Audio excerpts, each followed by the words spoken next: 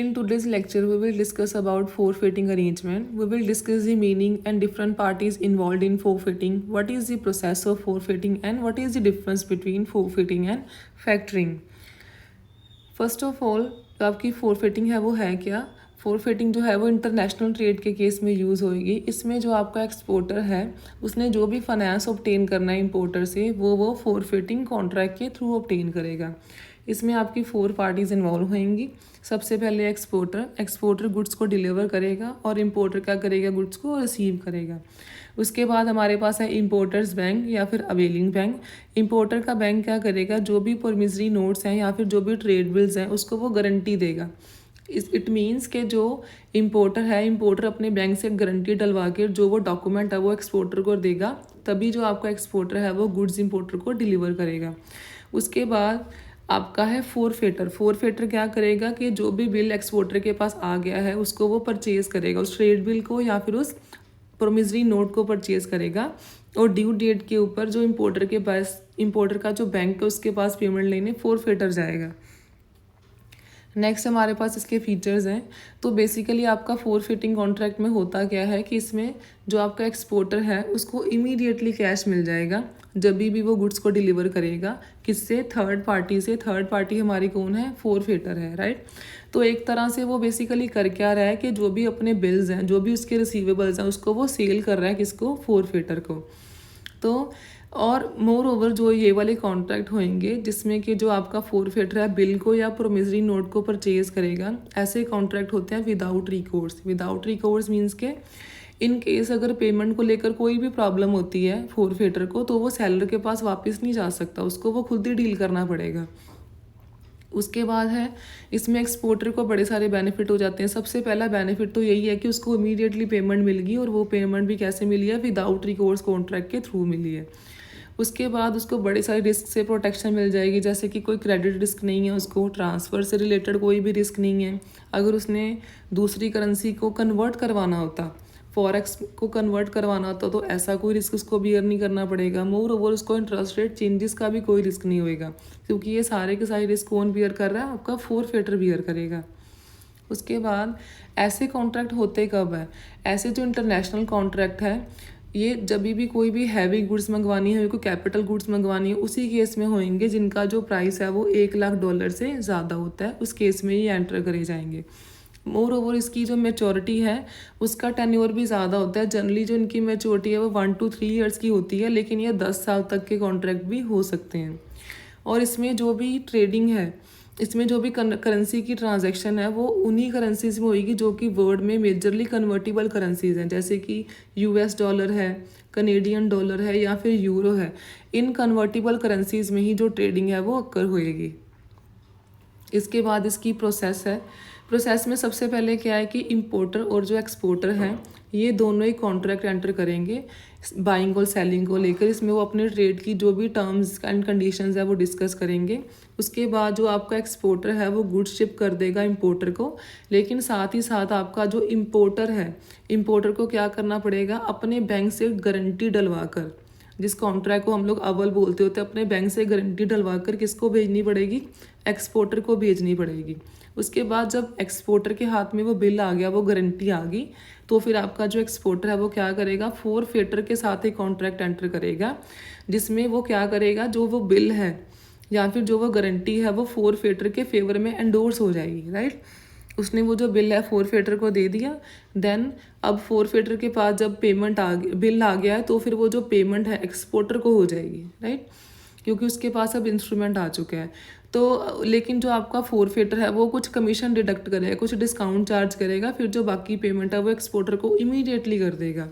उसके बाद अब फोरफिटर के पास वो बिल आ चुका है, अब वो क्या करेगा, उस बिल को जो अवेल्ड बैंक मीन्स के जो आपका इम्पोर्टर का बैंक है उसको वो प्रेजेंट करेगा, राइट, और उससे पेमेंट ले लेगा। उसके बाद जो आपका अवेलिंग बैंक है उसको पेमेंट कब मिलेगी, मैच्योरिटी के ऊपर पेमेंट उसको मिल जाएगी। किससे मिल जाएगी, आपके इम्पोर्टर से मिल जाएगी। इम्पोर्टर को वो बिल देगा और जो आपका इम्पोर्टर है फिर वो फाइनली अवेलिंग बैंक को, जिसने उसकी गारंटी डाली थी, उसको वो पेमेंट कर देगा। इसके बाद हमारे पास है what is the difference between factoring and फोरफिटिंग।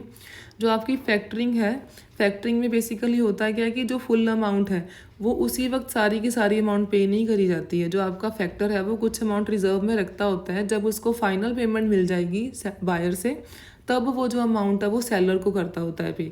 लेकिन फोरफिटिंग के केस में ऐसा नहीं होता। फोरफिटिंग के केस में जो आपका सेलर है, सेलर मीन्स के जो आपका एक्सपोर्टर है, जब भी वो फोरफिटर के साथ कॉन्ट्रैक्ट एंटर करेगा उसको उसी वक्त 100% जो अमाउंट है वो पे कर दी जाती है।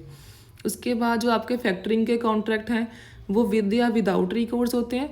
विद रिकोर्स का मीनिंग क्या होता है कि जो आपका फैक्टर है वो वापस जा सकता है सेलर के पास अगर उसको पेमेंट नहीं होती है। लेकिन विदाउट रिकोर्स के केस में क्या होएगा कि जो फैक्टर है वापस नहीं जा सकता, वो बैड डेट का रिस्क खुद बियर करता होता है और इसके लिए उसको कुछ अलग से कमीशन मिलती होती है। उस कमीशन को हम कहते होते हैं डेल क्रेडिटर कमीशन। लेकिन जो आपका फोरफिटिंग का अरेंजमेंट है ये हमेशा ही विदाउट रिकोर्स होता है।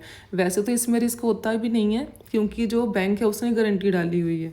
उसके बाद है कि जो आपका next we have the default of payment. अगर पेमेंट में डिफ़ॉल्ट होता है तो नॉन रिकोर्स के केस में जो रिस्क है वो फैक्टर बियर करता होता है, जैसे अभी हमने डिस्कस करा ही है। लेकिन रिकोर्स फैक्टरिंग के केस में जो सेलर है वो रिस्क बियर करेगा। उसके बाद है फोरफिटिंग। फोरफिटिंग में वैसे तो रिस्क होता ही नहीं है क्योंकि बैंक की गारंटी जो होती है वो डली ही होती है। देन वी हैव इसका जो टाइम पीरियड है, जो आपका फैक्टरिंग का उसका टाइम पीरियड शॉर्ट ही होता है और ये जो कॉन्ट्रैक्ट होते हैं ये चलते ही रहते होते हैं क्योंकि फैक्टर जो है वो लॉन्ग टर्म सर्विसेज देता होता है, मतलब कि ज़्यादा बिल्स की सर्विसेज देता होता है। लेकिन उनका जो टेन्योर होता है एक कॉन्ट्रैक्ट का वो शॉर्ट होता है, उसको 1 महीने के बाद, 2 महीने के बाद या 3 महीने के बाद फैक्टर को पेमेंट मिल जाती होती है, राइट। लेकिन फोरफिटिंग के केस में क्या होता है, ऐसे जो कॉन्ट्रैक्ट होते हैं वो मीडियम टू लॉन्ग टर्म होते हैं। जनरली इनका जो टेन्योर है वो 1 to 3 ईयर्स का होता है, लेकिन वो 7 to 10 ईयर तक भी चल सकता होता है। उसके बाद फैक्टरिंग के केस में बायर की गारंटी कोई भी नहीं होता डालता होता क्योंकि उसमें 3 ही पार्टी होती है, एक तो सेलर होता है, एक आपका बायर होता है और एक आपका होता है फैक्टर। लेकिन फोरफिटिंग के केस में जो गारंटी है वो बायर का जो बैंक है, जो इम्पोर्टर का बैंक है, वो गारंटी डालता होता है। उसके बाद है जो फोर फैक्टरिंग के कॉन्ट्रैक्ट है वो होते कब है, वो नॉर्मली जो भी ट्रेड गुड्स हमने देनी है तब होते हैं।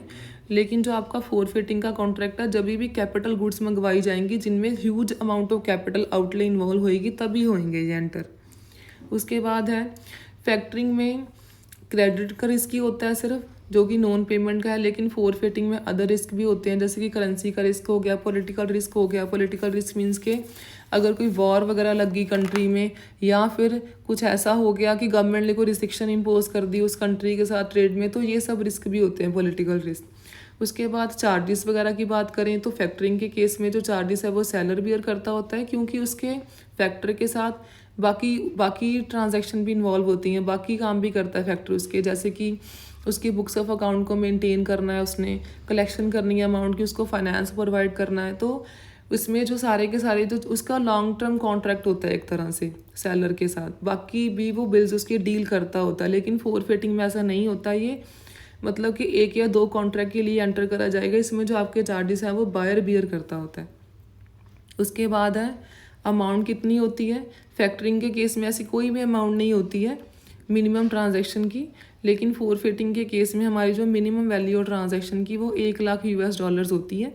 अगर इतनी वैल्यू है तभी वो कॉन्ट्रैक्ट होएंगे, अदरवाइज़ नहीं हो सकते हैं क्योंकि इसमें अलग अलग करेंसीज इन्वॉल्व हैं। हमने गुड्स को बाहर से इंपोर्ट करना है, राइट। तो अगर कोई हैवी गुड्स हैं, कोई कैपिटल नेचर की गुड्स हैं, उन्हीं को इंपोर्ट करा जाएगा।